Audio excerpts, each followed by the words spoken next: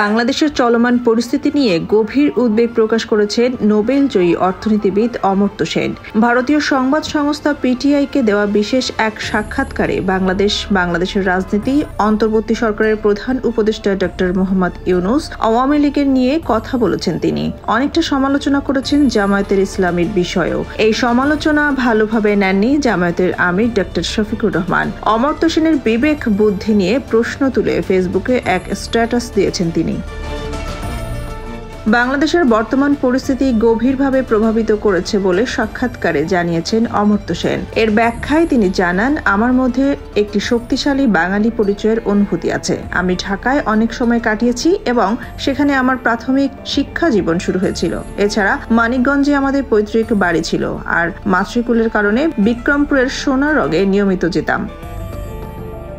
বাংলাদেশ কিভাবে চলমান সংকট মোকাবেলা করবে এই বিষয়ে উদ্বেগ প্রকাশ করে অমর্ত্য সেন বলেছেন, বাংলাদেশ দীর্ঘদিন ধরে জামাত সহ বিভিন্ন সাম্প্রদায়িক শক্তিকে নিয়ন্ত্রণে রেখেছে এবং দেশটির উচিত ধর্ম নিরপেক্ষতার প্রতিশ্রুতি অব্যাহত রাখা।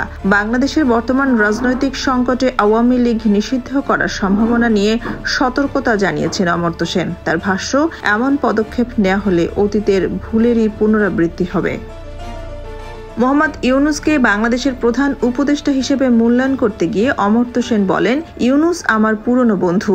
একজন নেতা হিসেবে ইউনূসকে বিভিন্ন পক্ষের কথা বিবেচনা করতে হবে। বাংলাদেশের রাজনৈতিক ব্যবস্থায় ইসলামী দল রয়েছে, আবার হিন্দু গোষ্ঠীগুলোরও দাবি আছে। আমি তার সক্ষমতা নিয়ে আশাবাদী। বাংলাদেশে হিন্দু সম্প্রদায়ের উপর হামলা এবং মন্দির ভাঙচুরের ঘটনায় অমর্ত্য সেন তীব্র নিন্দা জানিয়েছেন। এই প্রসঙ্গ টানতে গিয়ে তিনি বলেছেন, বাংলাদেশ ঐতিহাসিকভাবে সংখ্যালঘুদের নিরাপত্তা নিশ্চিত করার জন্য গর্বিত ছিল। জামায়াতের মতো সাম্প্রদায়িক শক্তিকে নিয়ন্ত্রণে রেখেছে। দুঃখজনকভাবে ভারতের কিছু এলাকায় মসজিদের হামলার ঘটনাও ঘটেছে। বাংলাদেশ বা ভারত যেখানেই হোক, এসব সহিংসতা বন্ধ হওয়া দরকার।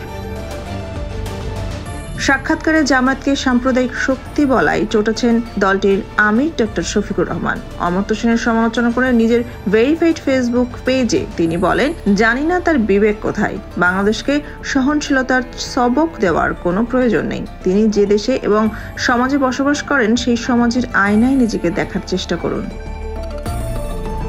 ডক্টর শফিকুর আরও বলেন, জামায়াতে ইসলামী সম্পর্কে যা বলেছেন তার বদ্ধমূল ধারণা থেকে বলতে চেয়েছেন। বাস্তবতা পুরোটাই উল্টো। সংখ্যালঘু বলে তিনি যাদেরকে চিহ্নিত করেছেন, সে সমস্ত ভাই বোনদের ওপর নির্যাতনকারী দানবের নাম হচ্ছে আওয়ামী লীগ। সাহস থাকলে তা বলে দিন। পারবেন না, কারণ আপনারা সীমাবদ্ধ সুশীল। সোনিয়া খান, খবর সংযোগ।